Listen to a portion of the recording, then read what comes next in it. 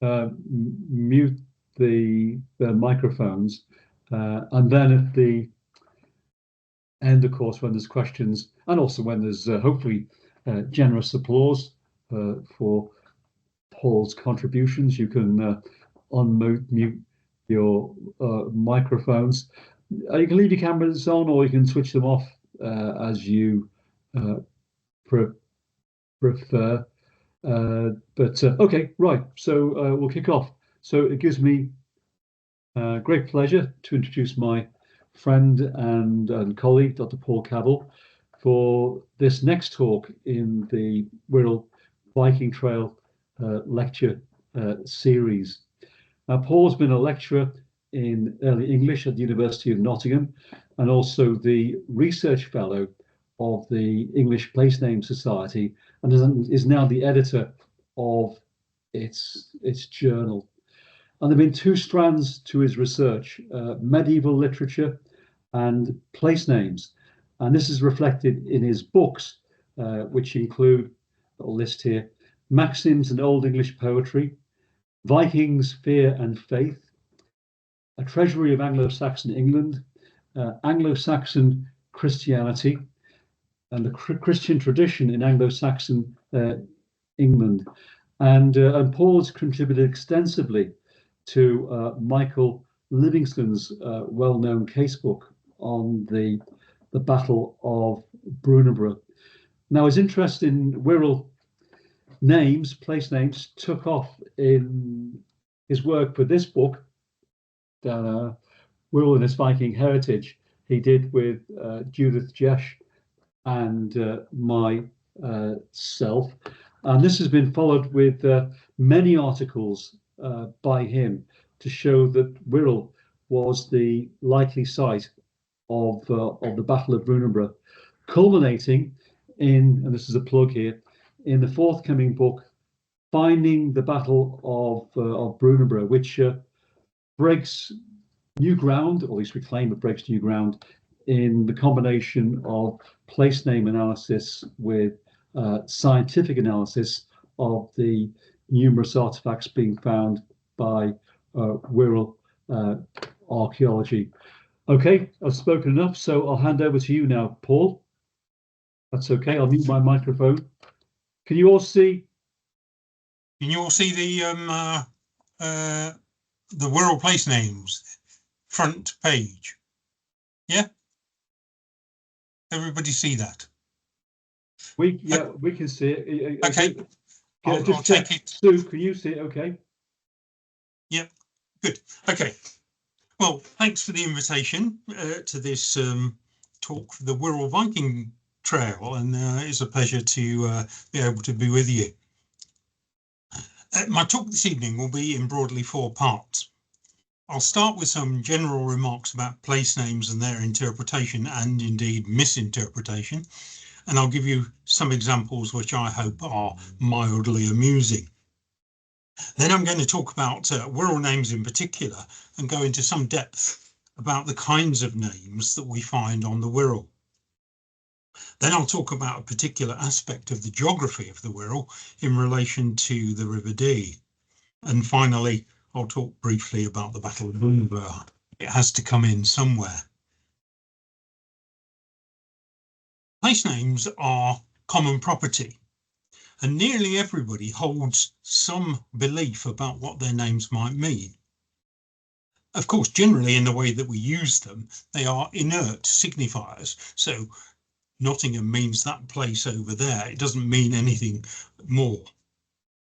So we know that Wirral is a place in the northwest of England, and Gosport, for example, is a place near the Isle of Wight on the south coast.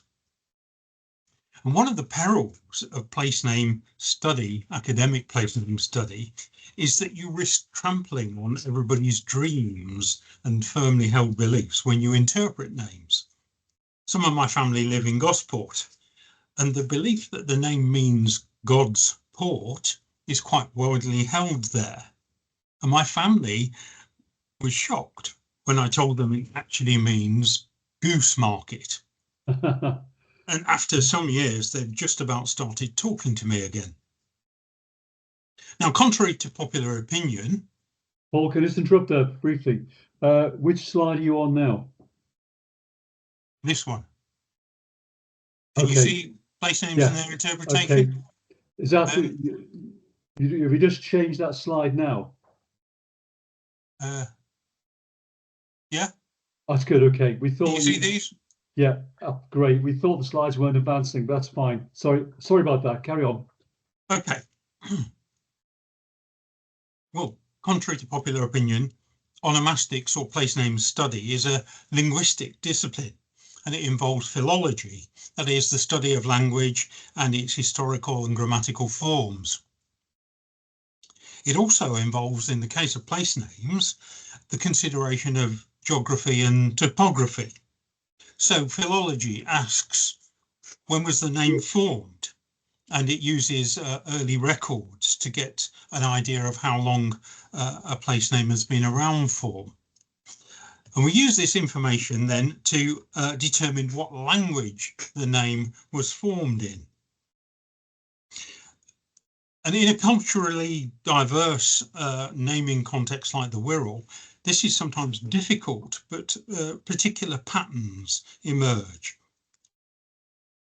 Then we study the grammar of the name in the original language and consider what the name might tell us about the words used in the name and its meaning.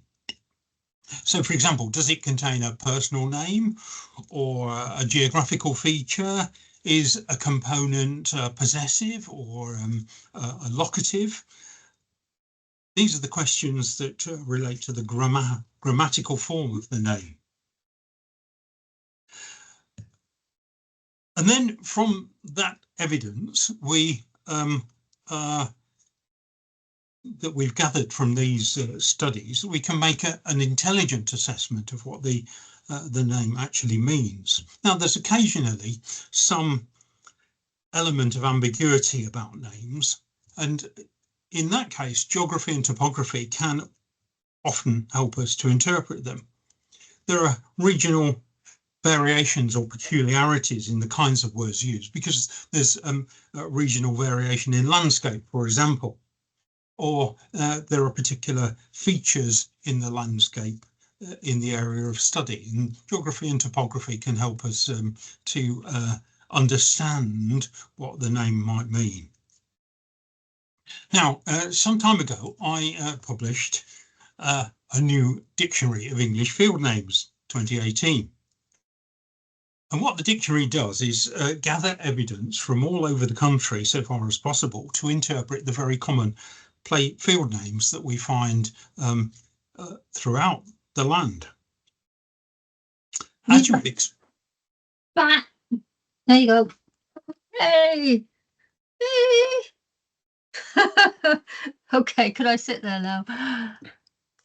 Oh, still can't hear anything. Can you mute your microphone, please? Thank you. Right.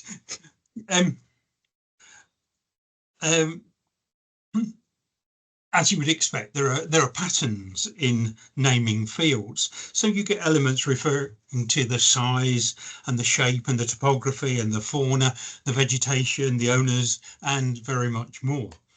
Now, when the dictionary was published, I did interviews with journalists in which I said that field names are often at risk because of industrialized farming. In other words, farmers by necessity get rid of the hedges and so on of smaller fields so that they can have bigger fields. And quite a few people wrote into the papers to talk about their favourite field names as a result. And here's one example.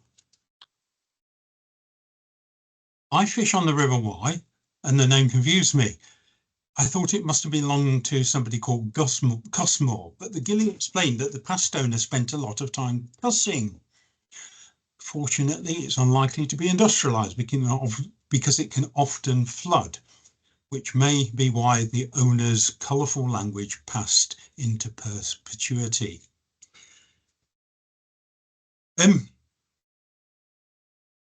This letter shows how we like to build stories around names to suggest that a particular event or habit gave rise to a name.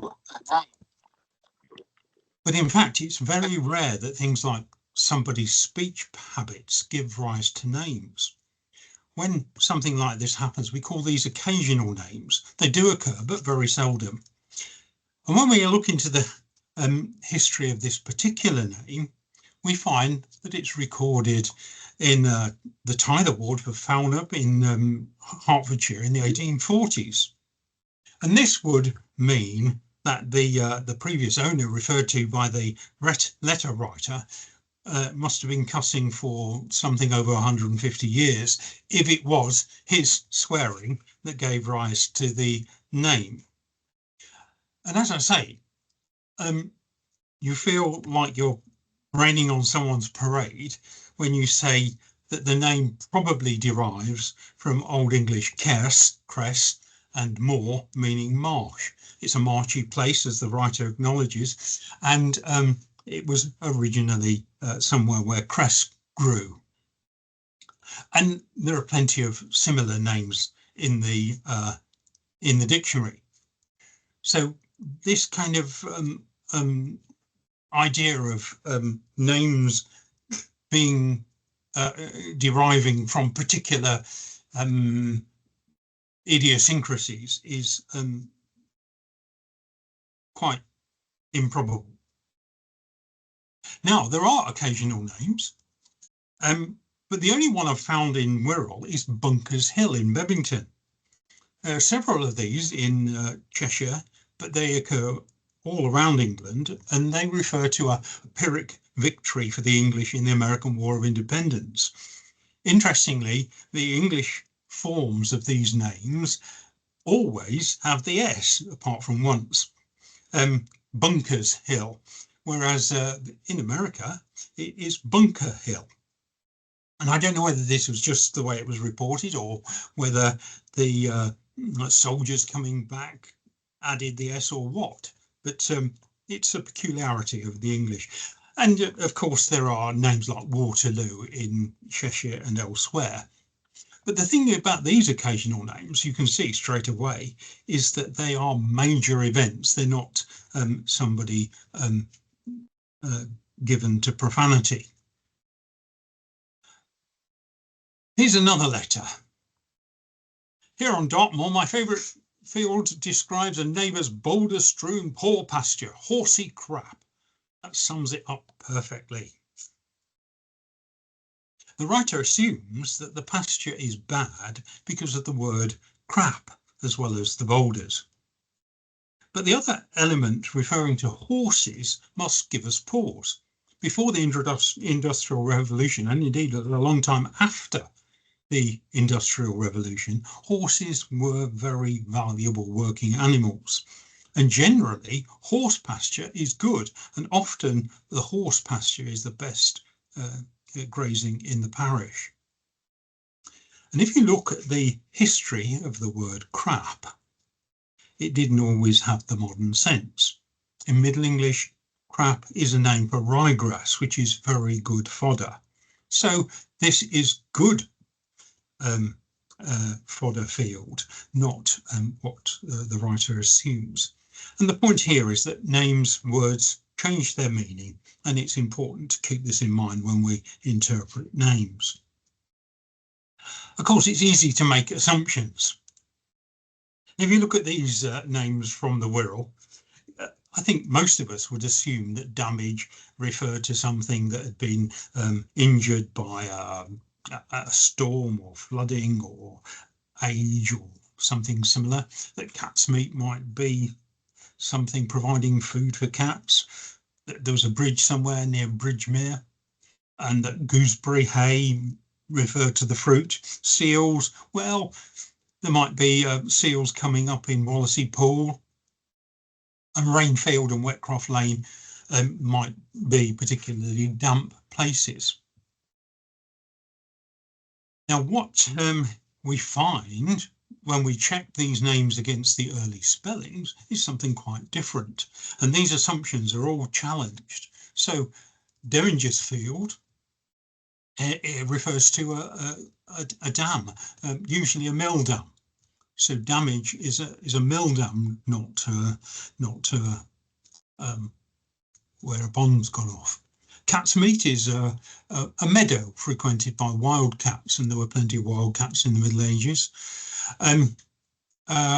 Bridgemere is not a bridge, but brid, a young bird, and a wetland frequented by young birds. Gooseberry is a reference to gorse, odd piece of land on a boundary covered in gorse. Seals is sallow, the willow, and rainfield, boundary strips, and wet croft is a croft for growing wheat.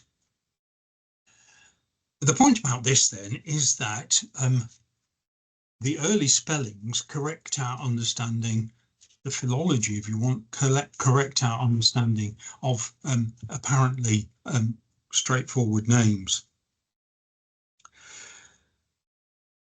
The spellings get us closer to the original intentions of the namers and hence of the meaning of the name. Let's now move on to look at some of the names of the Wirral.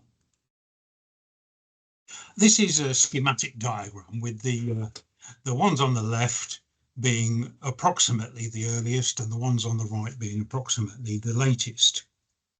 Historically, Wirral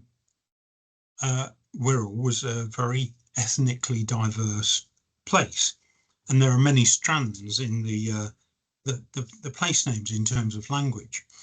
And this is what this diagram tries to set out. So the River Dee is probably a pre-Celtic name, and it is one of those pre-Celtic nature goddess names, like, and it means goddess, in fact, and like the Severn, which is Sabrina, another goddess name. Pensby, although it's in a Norse form, has got the Celtic element pen, a head or an end. So this means the settlement, the farm at the end of the hill. Landican, Lan, Welsh Lan, a church and a saint's name. Now you can tell from Wirral, the Old English Wirral, that the original namers didn't have it in very high esteem. Wirral means bog myrtle, nook. Not, apparently a name of high status. Brunanburh, Bruner's fortification. Burton, a fortified or defensible farm. Heswall, Hazel Spring. The Scandinavian names come in later. Kirby, the church farm, Raby, the boundary farm, Mells, referring to the sandbanks, and Thingwall, the meeting place of the local council. It's probable that the Irish came after that, but it's not certain. Arrow is borrowed from Irish through Norse, and it means sheilings, a temporary shelter. Noctorum is a dry hill. Liscard, hill by the hall by the rock. And then post-conquest, we get names like Grange, Spittal and Quay. Grange is an outlying farm or grain store. Spittal, usually a leper hospital. And Quay, what it means today, a place for loading ships or boats. So we've got probably 1,000 years between the ones on the left and the ones on the right, in origin, not in the records, but there's a lot of variation in a lot of variety in the elements of the names. Now, the great place names scholar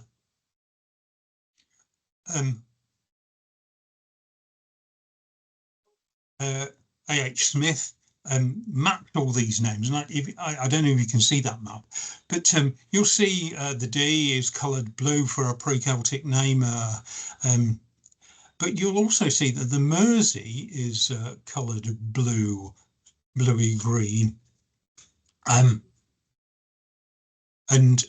you probably know that Mersey is the boundary river in Old English, but from the 13th to the 17th century, there are records that refer to the Mersey as the Tame.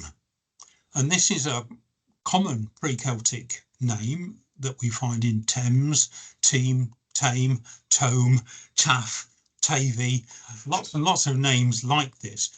And I'm sorry to say that you'd love to think that something this old and this kind of common would be something exciting, but it actually means the flowing one, i.e. river. So it's a little bit disappointing. Right, now, one of the more interesting things about Wirral names is that there are what we might call ethnic names. These tell us something about the people who lived there. And this first one, Wallasey, refers to people who probably spoke a Brittonic language, and the Anglo-Saxons called them Welsh. And Wallasey then is the island of the Welshmen, and it's an English name in English elements, and it kind of expresses some kind of slightly slighting judgment on the Welsh on the part of the English.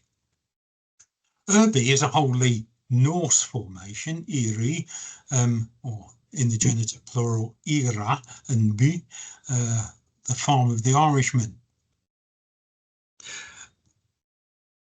This probably was generally thought to refer to not just random Irishmen, but probably the Hiberno-Norse who were came from Dublin, and that the Norsemen who named this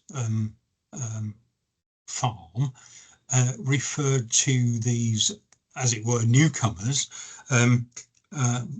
as Irish. The next one is Frankby, and again a purely Norse formation, but it refers to the farm of the Frenchmen. That's there's some debate about this, but this is the most likely interpretation, the farm of the Frenchmen. So this is most likely a post-conquest name, and this is a French landowner who's come into the Wirral. And finally, Denhall.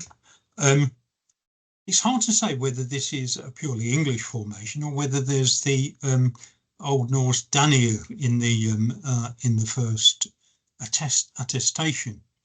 It means spring of the Danes. Now, if it's an English formation, it could refer to any Norseman, because the English had the habit of referring to any Norseman, any Scandinavian as a Dane. Most of the sources actually confuse readers by referring to Norwegians and Danes as Danes. If it's partly a Scandinavian formation, then it is definitely clearly talking about Danes as against the Norsemen, the Norwegians, who were the main settlers in the Wirral.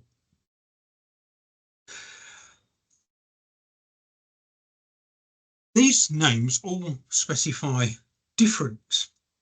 The English names identify places belonging to the Welsh or the Danes, and the Norse names specify places belonging to a Frenchman and the Irish or the Hiberno-Norse. So while there is an ethnic mix, there's still this consciousness of difference between the different people groups. The Scandinavian names were mapped by A.H. Smith, again the great the great name scholar, and this here then is where dots represent Scandinavian names.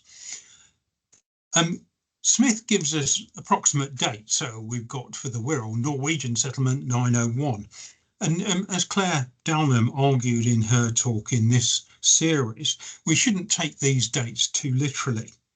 There was obviously Viking activity before the Norse were ousted from Dublin in 902, and there were well-established trade routes across the Pennines from the Wirral to York well before that settlement date. And there's one more thing we need to register about a map like this. Smith calls it the Scandinavian settlement. Clearly it's not, except in a rough way, an indication of Scandinavian settlement. What it does show is Scandinavian names. And as we've already seen with Frankby, this is a Scandinavian name, but it doesn't refer to a Scandinavian settlement. So there's a few caveats about that. Now, John Dodgson, who did the great survey of the names of Cheshire, mapped the major names of the Wirral like this. One of the things that he directed attention to was the similarity of the two names, Thingwall and Raby. So Thingwall here and Raby here, and the parallel names, Thingwall and Roby, in Lancashire. These names point to autonomous communities of Scandinavians with their own meeting places for the councils and with an awareness of the limits of their own jurisdiction in place names like Roby, the boundary farm. Now, if you look at the list of Scandinavian names to the right of the slide, Mells, West Kirby, Larton, Greasby, Frankby, etc., you'll notice that all of them, except Whitby, fit within this dotted line that Dodgson drew, which was the what he called a Scandinavian enclave on the Wirral. Now, this is better indicated on this map. I think it's one of Steve's of the more modern parishes of the Wirral. And you can see that all the Scandinavian names, as I say, apart from Whitby, occur in the north and west, to the north and west of that line. This reinforces the idea that there was a settled Scandinavian community in the northern and western parts of the Wirral. And this ties in with the idea that recorded in some Irish chronicles that in the early 10th century, Adolflad of Mercia granted Ingimund and his men land in the Wirral for settlement. And Steve's written extensively on this. But it just the way the names show up on the map and that boundary line, this approximate boundary line, give us some support for that. There's a concentration of Scandinavian names in the north and west. Now, when we talk about Scandinavian names and settlements, there are all kinds of permutations possible. We've already seen that there was a mixture of people of different origins. So a Scandinavian name doesn't mean a uniform Scandinavian population in any one of these parishes. Many names actually show interpenetration of the languages. There was possibly a local dialect, a Creole, that was used by both sides to make sense of ordinary details of trade and commerce. But there was probably there were probably two main communities, the English and the Scandinavians, who might have actually had different names for the places that they referred to.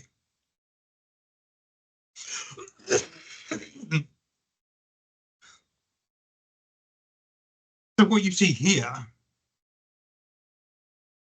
is that some of the early names, early forms of Greavesby, Irby and Whitby, seem to indicate that there was confusion, if not ambiguity, over the second element of the name, where the Latin version of Old English bor, fortification, runs alongside the Scandinavian versions with B.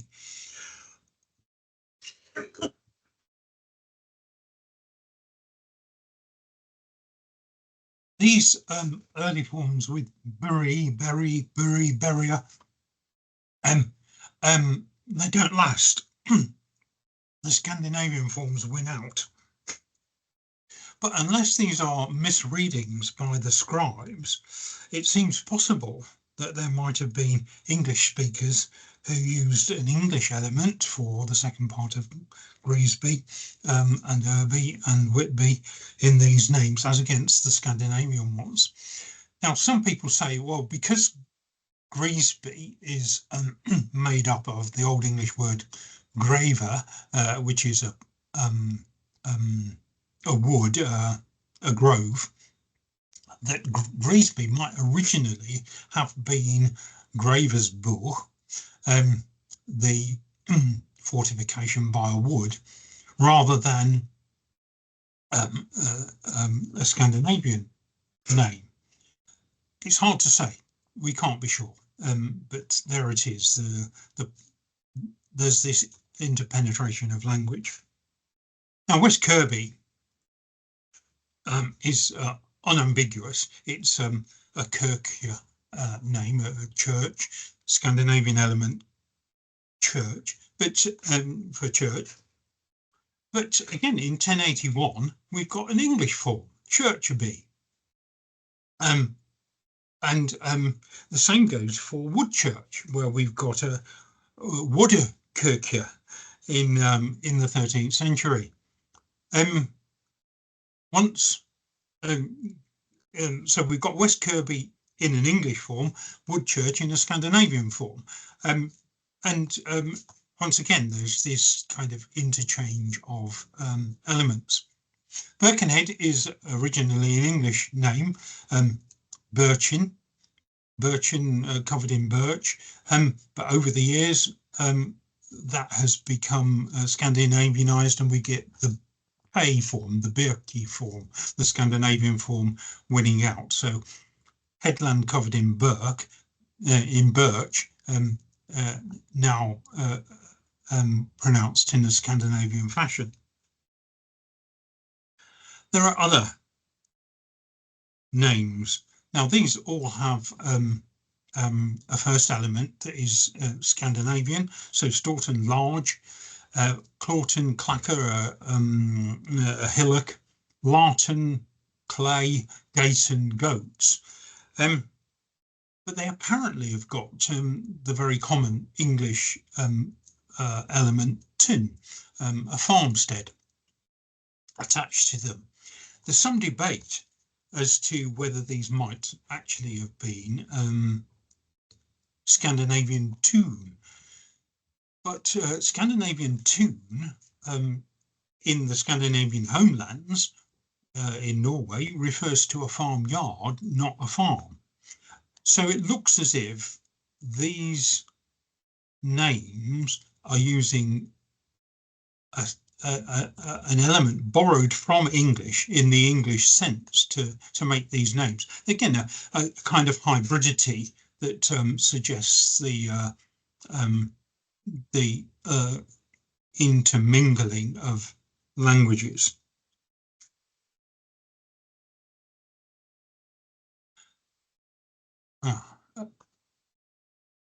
Now, at the time of Domesday Book in 1086, we've got a whole range of individuals, landowners, who have Scandinavian names. And these are variously Danish, variously Norwegian, and they're dotted around in Cheshire and particularly in the Wirral. There's one particular one here that is interesting, and it's this one in Thingwall, Winterlet, for Old Norse Vetrliði. And the interesting thing about this is that this really Scandinavian form of name has been given an English element to replace the Norse one. So Vetr in Scandinavian, winter, has been actually anglicised to winter. So clear evidence of Scandinavian presence, and also in even very conservative names like personal names, we've got some English influence on the Scandinavian forms. Finally, on this, minor names. These elements of Scandinavian origin are more or less randomly selected. They all come, and I've given you there the places in Wirral where these names occur. These are just examples, not all the names containing these elements. Richard Coates estimates that, or counts, that there are 83 Scandinavian names in Wirral. And I think what he means by that is that there are 83 Scandinavian elements entering into the names of Wirral. And you can see that some of these are fairly ordinary. Acre, you would expect. Steve Harding again has actually mapped the cars and the homes in Wirral, and there's several dozen around the north and west coast of Wirral, and it's evident that these were the standard names for wet land that the Scandinavians used. Again, ferry and win and so on are normal names for their particular features and come into present day English. Now, if you did a similar list for somewhere like Nottinghamshire, you would notice some differences between them. So in Nottinghamshire, there are dozens of beck names from Old Norse bekur, a stream. And similarly, dozens of Wong names, which is Old Norse Vranga, which is an infield or a enclosed patch in a common field. These don't occur in Wirral, but that's most likely because of the settlement pattern and the topography. There aren't lots of little streams in Wirral as there are in Nottinghamshire. There are streams, of course, but not in the same way as in Nottinghamshire. What we get then from looking at names like this or elements like this is an understanding of the ordinary vocabulary of people's names. These are elements that come from the ordinary language of the farming population, and a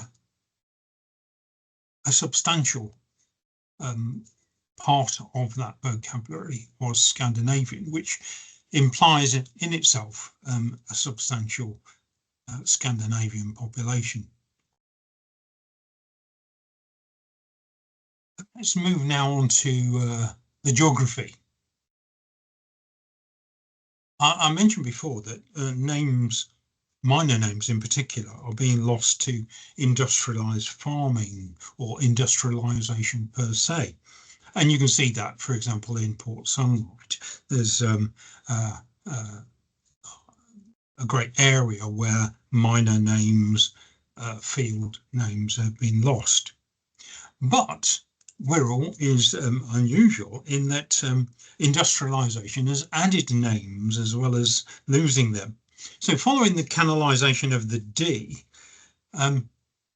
we've got a whole load of names in this area which has been reclaimed and industrialised, particularly in Sealand, and lots of names have been added.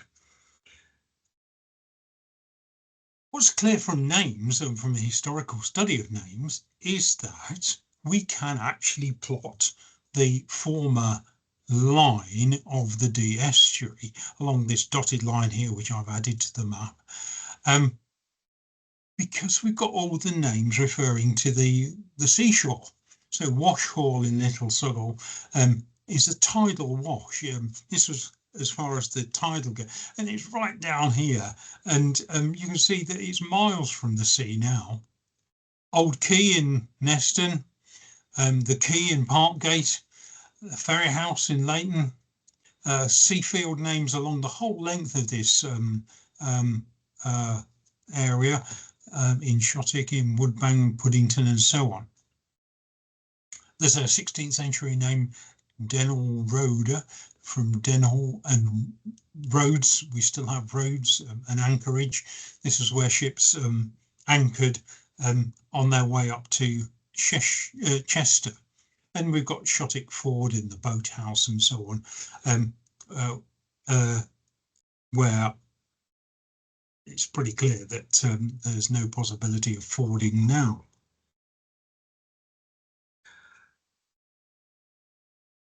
Now, what's the significance of this? You can see from a pre-canalisation map like Moll's 1724 that the Dee estuary was actually broadly triangular. And in earlier time, Shottick and Puddington were significant places along the coast. In recent years, they've all but disappeared. There's very little left. There's a few houses in both of those, but they're nothing like as big settlements as Burton or Neston.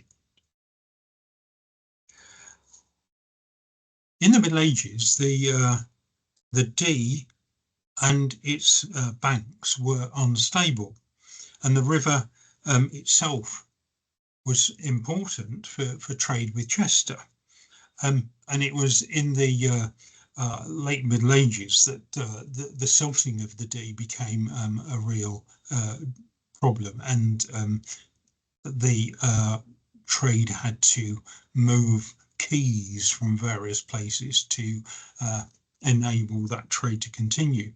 It eventually petered out almost until the canalisation. Now,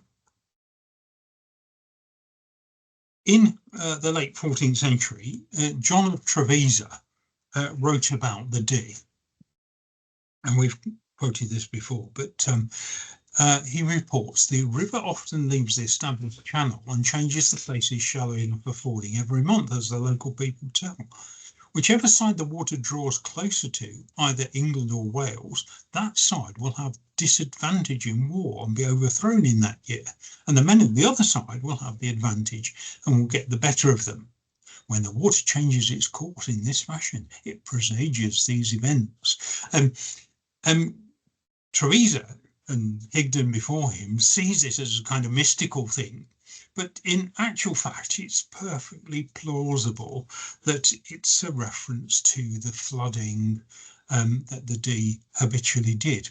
And if the Dee flooded on the Wirral side, for example, it would wipe out the agriculture, and consequently the people would be weaker because they wouldn't have enough food, and consequently too they would lose the battles that went on more or less every year in the late Middle Ages.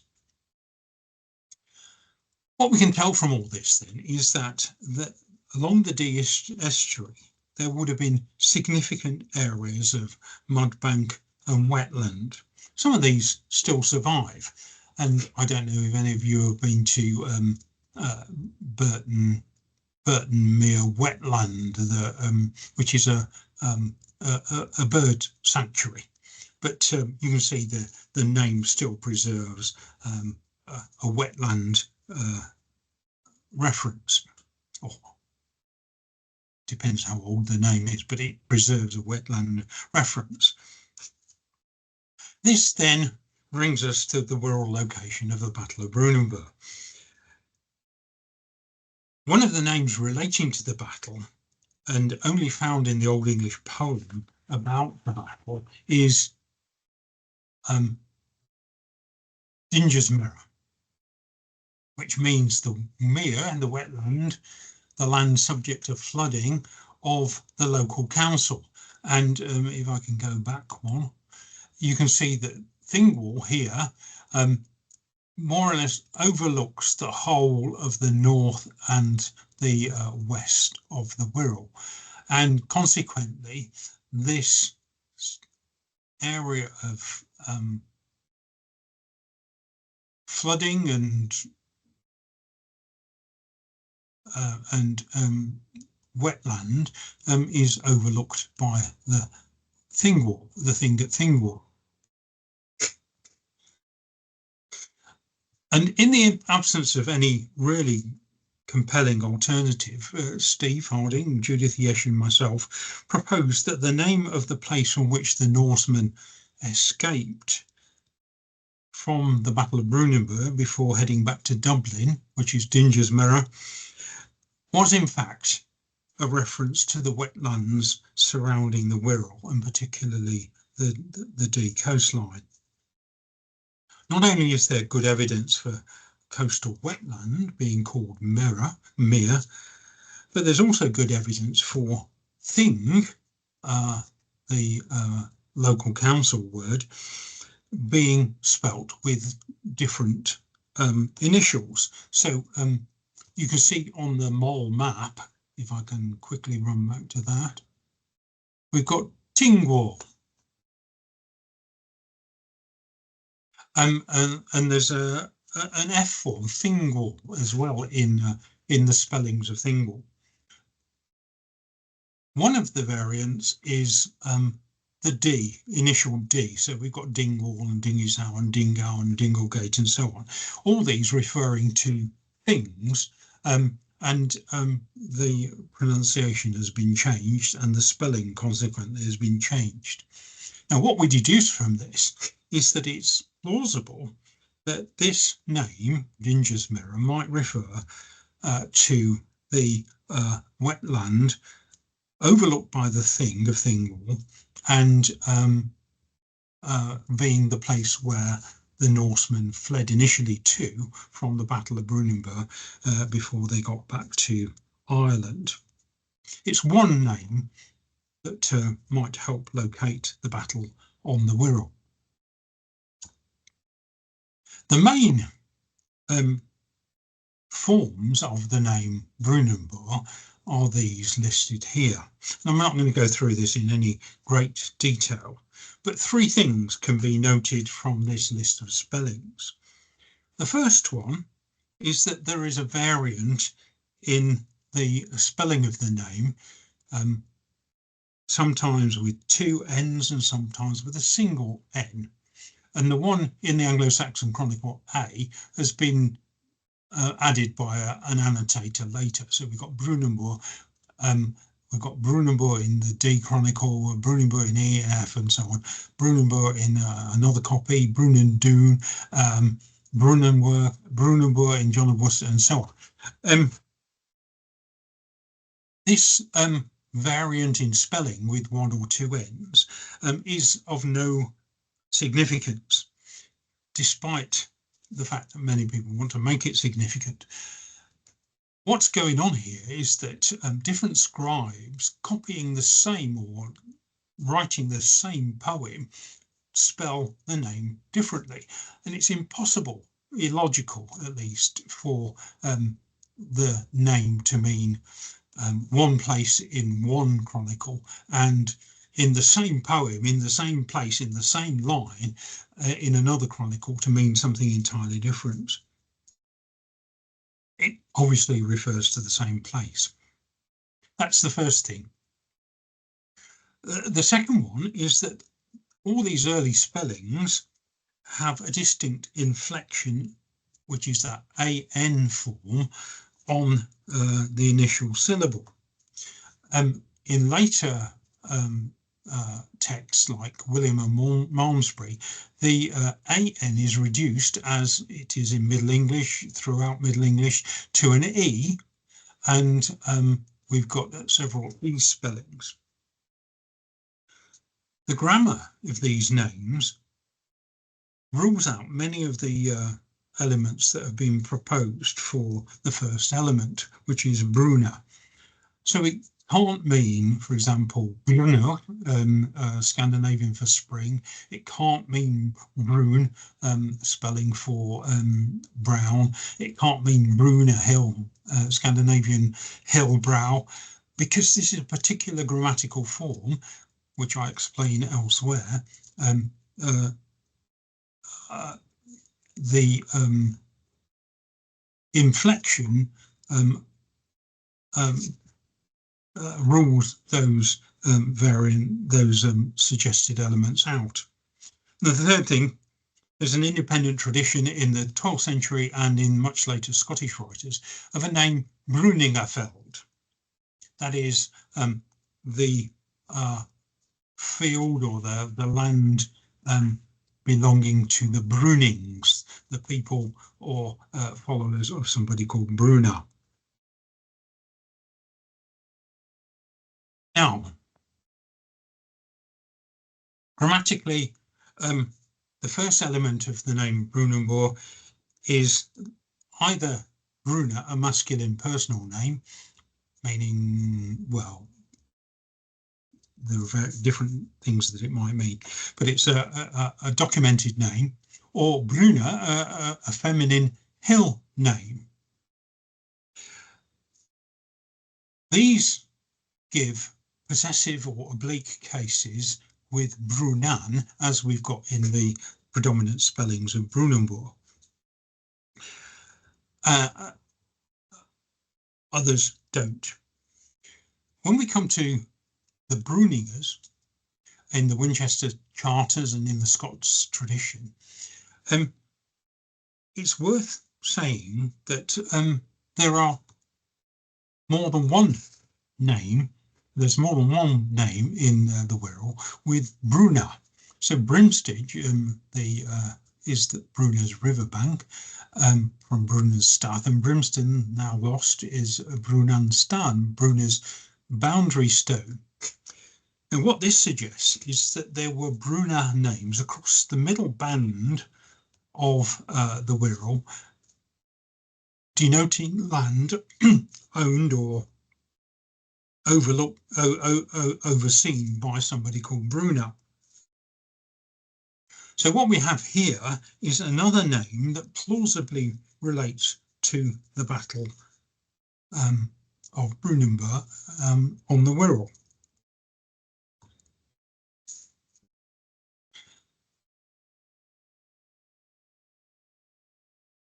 And finally, despite people finding Brunanburh at any number of places that only begin with B, only Brunanburh actually derives from a historical Brunanburh, and its present spelling, Brunanburh's present spelling and pronunciation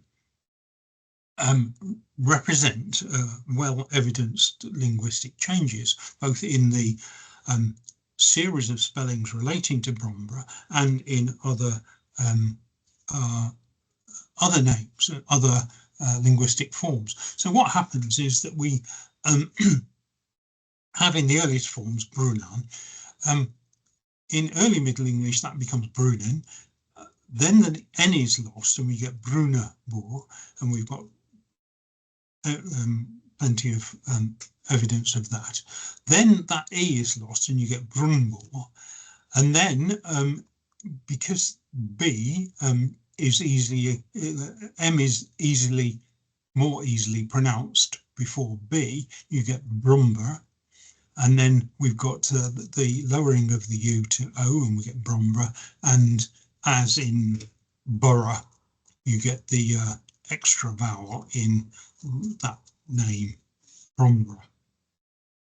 Now all of these, pretty much all of these, not all, but most of these spelling changes can be paralleled by, for example, Bamborough on the other side of the country, where Bebanborg goes through the same kind of changes, the loss of the inflection and the change of N to M, for example, and we get Bamborough. So this is well evidenced linguistic change that takes us from Brunanburh to Brumbra.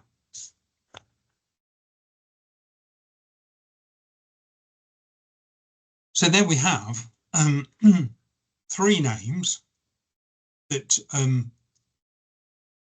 coherently point to the Battle of Brunanburh being named after a location in the Wirral. Now people say, well, the Wirral's just marginal, it's not important enough, and obviously York was the most important place, and therefore the battle must have been taking place in or near York. My answer to that is that it's curious that 60 medieval and early modern sources which mention the name, not one of them refers to York, and you'd think, isn't York important enough to be mentioned? But not one of them does. And here's a little map. I'm guessing that most of you don't need persuading that Wirral is strategic, but you can see here that it's a perfect hub for warriors from Ireland, warriors from Strathclyde, warriors from Scotland, from Alba coming down. It's within easy reach of York. You've got good Roman roads to London, and it's on a direct route to Winchester. Now, if you were to put those arrows from York, you'll see that York is actually quite marginal in terms of this strategic political landscape in the 10th century. Wirral is actually a hub. It's very strategic, and I think that is another good reason why the Battle of Brunanburh very likely took place there. Now, finally, if you want to know more about names, Wirral and its Viking heritage is an introduction not only to the names but the history and artifacts of the Scandinavian settlement in Wirral. Steve's already mentioned if you're interested in the Battle of Brunanburh, Steve's already mentioned the Michael Livingston casebook, which is very comprehensive. But excitingly, I can report that there is a new book coming out very shortly, Finding the Battle of Brunanburh, by myself and Steve, which goes into all the linguistic and place names arguments in great detail, in an attempt to explain why names are important in this historical investigation. And Steve does pioneering work with the artifacts that Wirral archaeology have been finding in assessing where some of these artifacts might have come from. That's still ongoing, but nevertheless, it's a very important development. And that book is coming out before the end of the year, I think, Steve, and we hope that you will enjoy it and buy it for your granny's Christmas present. And on that note, I'll say thank you and finish my talk. Thank you, Paul. Everyone can unmute now if you like, so we can express our appreciation, Paul, and the stand away. Thank you, Paul. Thank you. Yeah. Thank you. Yeah. Excellent. Yeah, and yeah, the book is due out probably later on this year. I'm afraid I'm a rate limiting factor in this, but hopefully we can get things over the line very soon. Yeah, thanks, Paul. Even I learned quite a lot from that. Including the new developments along the Dee coast, and the fact you've got all these referrals to seaside maritime activity in areas which are now well in land.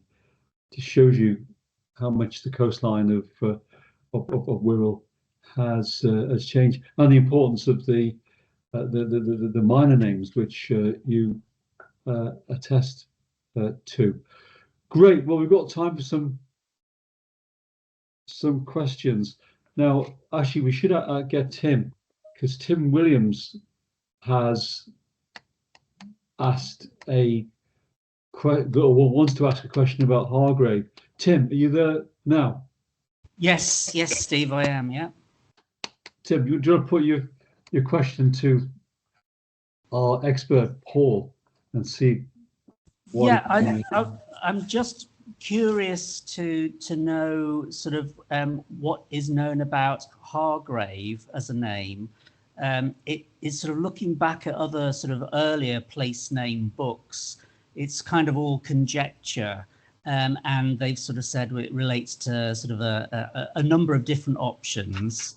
But there is a Hargrave, I think one in Nottingham, but there's also one in Essex or Suffolk, I think, which actually says it relates to the word here as in army and grave as in grave. So as it's so close to the battle site, and as there is sort of potentially a Roman road there going into Chester, and that would be an ideal way for the sort of the Mercian army to come in and out of the Battle of Brunanburh.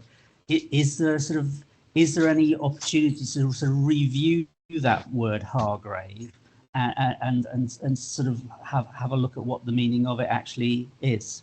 Yeah, well, it means, I'm sorry again, it's raining on people's parade. It probably means a grey wood. Har is the word for grey, as in hoarfrost and so on, and grave as in Greasby is a word for a wood. Now,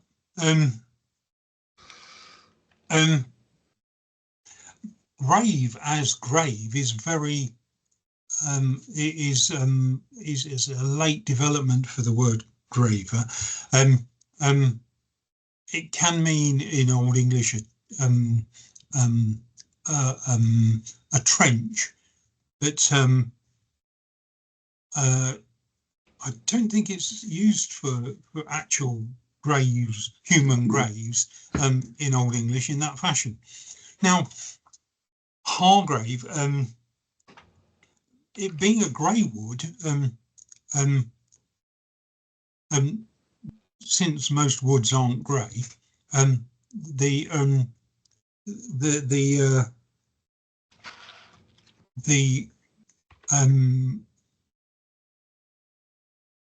I think the consensus would be that it refers to a boundary wood.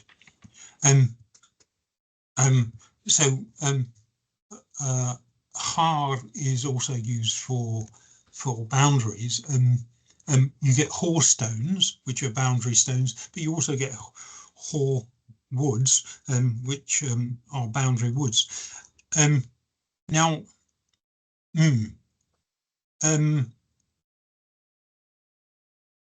I generally think that boundary names like Raby and so on are important because they tell you that this land is marginal, and that might key into your idea of it being a road. And if it is along a Roman road, then it very likely would be on a boundary, and would then be a significant way into the Wirral, I guess. I don't know if that gives you a rough idea of where I come from on that. Yeah, no, thank you. I mean, I did read somewhere that actually to the north of Hargrave Lane, some archaeologists haven't looked at properly, but there is sort of some kind of earthwork there, which is sort of like a raised potential boundary. So maybe there's a link to that as well. Yeah, and indeed, boundaries are often not Thingwall, but boundaries are often where local meetings took place, because it's neutral land. Right. So yeah, I think you're onto some interesting possibilities there with that name. Yeah. Okay, thank you. There is a parallel as well with the place Wargraves in Brunanburh, which I think 19th century antiquarians suggested might have been the site for the battle, for the reasons which you say, Tim. The graves, war graves, it sounded too good to be true. And it was too good to be true, because I think Dodgson unscrambled that one, Paul. He said that it's old in Middle English "werra," which is poor, worse, and it's a scrubby wood. Yes, yeah. But yeah, the Hargrave Raby relation is very interesting. Raby, boundary, all these boundary and reports of boundary stones in the area. In fact, I've organised a walk along there next month, part of the St Olaf series, along this Pillardall, which you mentioned in your minor names, Paul. This willow tree valley, and we checked it out, and there's still willow trees there. So it's going to be, and you can see there's a clear evidence of a boundary, even 1,000 years on. I mean, Sue was pointing to all different species of plants in the bushes there, which reflect the age of. There's a hedge which is along what is still the Wirral Cheshire boundary, between Williston and Raby, and it's got between 8 and 10 species in it, which apparently it's about 100 years per species in a hedge. So that hedge is probably, well, it's obviously it's ancient. Whether it was there in Viking times, I don't know, but it's almost certainly between sort of 800, 1,000 years old. And it's still there. And the first time we went, it was totally overgrown, wasn't it, Steve? That's right. It was quite vicious looking, really. No man's land. No one should cross. And there's a ditch as well on one side of it, which is being deliberately dug, I would say. And an electric fence. Well, yeah, well.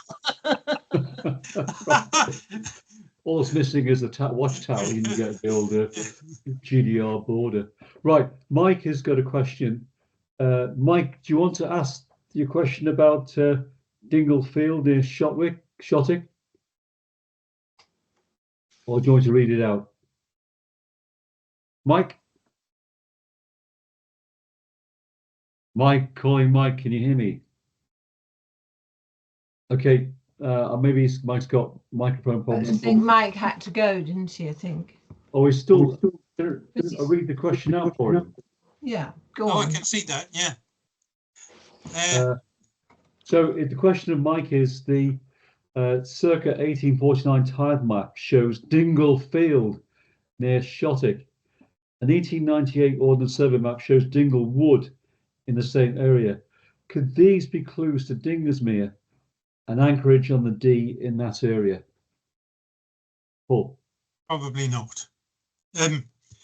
Unless of course that is Ding Hill, and there's possibly the reason I say that is that Dingle is first recorded in the 13th century, and there are lots of them in all along the Welsh boundary. There's Dingle in Liverpool or near Liverpool and so on. But these are 13th century names, whereas Dinglesmere is clearly a 10th century name.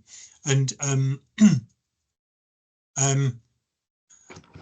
now, if it's Ding Hill, that would very interestingly point to another meeting place, and that's not impossible. As I said, Shotwick was clearly an important place in the Middle Ages that it certainly isn't now. So what we would need is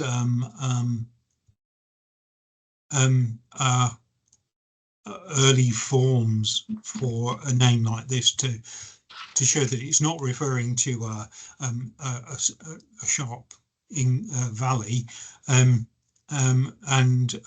might be referring to a kind of hill with a meeting place on it. So I'm not ruling it out, but at first sight it looks like a dingle, a medieval name, a kind of 13th century, 14th century name, rather than a 10th century name. Thanks, Paul. So that needs more research then, basically. Sounds like a good suggestion. Mm. Yeah. Good. Any more questions for Paul? Yeah, I have one. Yes. Is Doomsday are there any references to any place names before Doomsday, apart from in the Brunanburh poem? Well, on Wirral. Are there references to any place names On before Wirral. Doomsday? Yes. Yes. Okay. Well, for example, the River Dee Right. is recorded in Ptolemy. Oh wow. Okay. 150 AD. But there's very few. There's a few in the Anglo-Saxon Chronicle. Well, Wirral itself, of course. Yes. But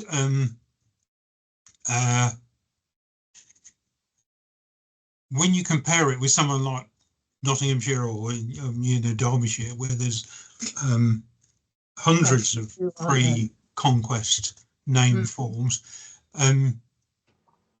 there are very few in Wirral, and that's possibly when the Anglo-Saxon Chronicle says that Chester was deserted, it looks as if the Wirral was kind of pretty much wasteland for much of the early Middle Ages. Which is the wilds of Wirral, according to Sir Gawain. Yeah, well, indeed, Sir Gawain. Yeah, and it was pretty wild in the 14th century, fairly obviously. Its name carries that wildness in bog myrtle. So yeah. Boggy, low quality land, which Liverpudlians still regard Wirral as. It's film. No, even the churches are relatively late founded. You know, there's and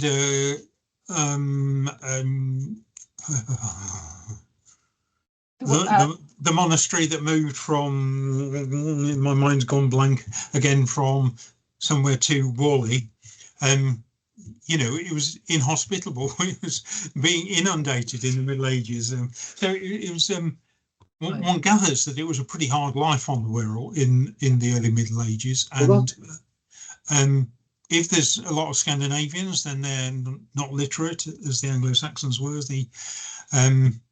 So yeah, it's pretty sparse. Yeah, Okay. and that's precisely why, or a good reason why, Ethelfled was so generous in giving these people this land, which wasn't very good, and that's why they got very good in parts. that's why they got fed up when they got realised that they were given a bit of a dud. Sorry, Wirral, it's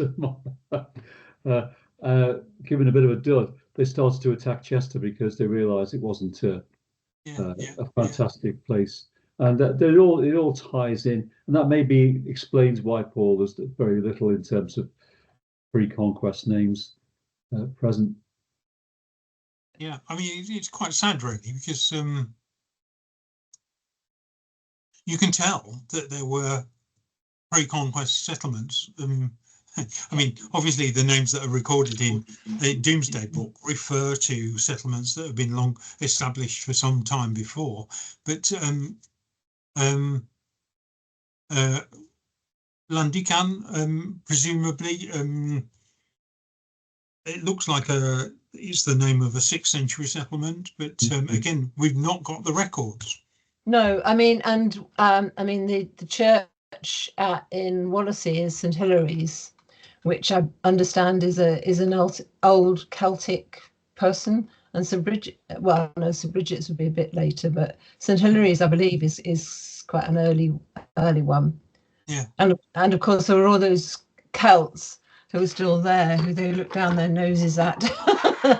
Well, St Hilary's is why, when the Norsemen came over, they gave the name Kirkby to Wallasey village, hence West Kirkby, and West Kirkby. And so, are we suggesting that the Wirral people were pretty illiterate relative to other populations pre-conquest, Paul? not relative. I mean, it's a general condition. The only really literate people in the early Middle Ages are either very conscientious landowners, noblemen, or ecclesiastics. Priests, yes. So the English, the Norsemen, the Celts, the lot were illiterate, apart from the ecclesiastics. Yeah. And as I say, what is the name of the monastery that near Priory, you mean Birkenhead Priory? The Birkenhead Priory. Hilbury, the one at Hilbury. Anyway, there was a. Oh, I know where you mean. You know the one that, and it just kept on getting drowned, and therefore they moved to Whalley. Yes. Oh, I'm sorry. Oh gosh, I can't remember now. You know the one I mean, but yeah. And so we've got a few churches where there might have been a priest, but again, they wouldn't have kept records. It's just not the habit. It needs the infrastructure of a monastic house, generally speaking. To Stanlow, thank you. Rowan, thank you. That's really helpful. Yes, Stanlow Abbey.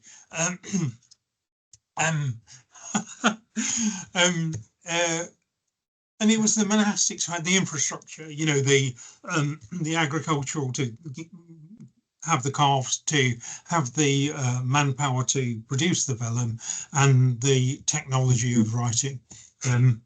And there weren't that many monastic houses on the And I Wirral. guess even less for the Scandinavians. Okay, I know some of them were Christianized when they came over, but compared to the Anglo-Saxons, who were more sort of developed in terms of Christianity and things, that the Scandinavians were behind. Maybe that explains why the lack of literary records about Yeah. the Vikings from Yeah. Scandinavia until Snorri Sturluson centuries later started writing, because the lack of education, lack of scholars, lack of ecclesiastics. Yeah. It's Yeah. an important point. Mm. Okay, right, Paul. We've given you a run for your money here in terms of well over the hour. Just what? Anyone got any final points before we thank Paul for a final time? Yeah, it's Tim Williams here. I'd just like to say, by coincidence, I walked through Dingle Wood in Shottick last week with the dog. And I can confirm that it's actually on what used to be the coast. So it is like a small cliff like you get at Thurston. But then it also has two streams coming down into the River Dee there. So it is sort of not just a cliff, it's all sort of got a hill element to it. But that's also the site of Shottick Castle. So you've kind of got both a medieval reference and a geographical reference there to explore. Yeah. Very interesting. Excellent. Thanks, Mike and Tim, for that bit. Okay, so just leads me to once again, thanks to Paul, thanks to everyone for contributing towards this. It's been most interesting. Thank you, Paul, once more for this great talk. Thank you. Thank you. Yeah. Thank you. Thank you. Okay, and I'll send details of the recording once we've got it streamed and everything else. Yeah, and don't forget, buy the book. It's a snip at £20. £19.99. Yeah. So you get any change. It's a great book. I'm biased. Okay, see you, folks. Thank you. Bye. Okay, bye. Bye. Okay, Sue, still there? There's Yes. two Stevens. We've got 4 Steve and Sues actually currently on air. Let's stop recording. Stop.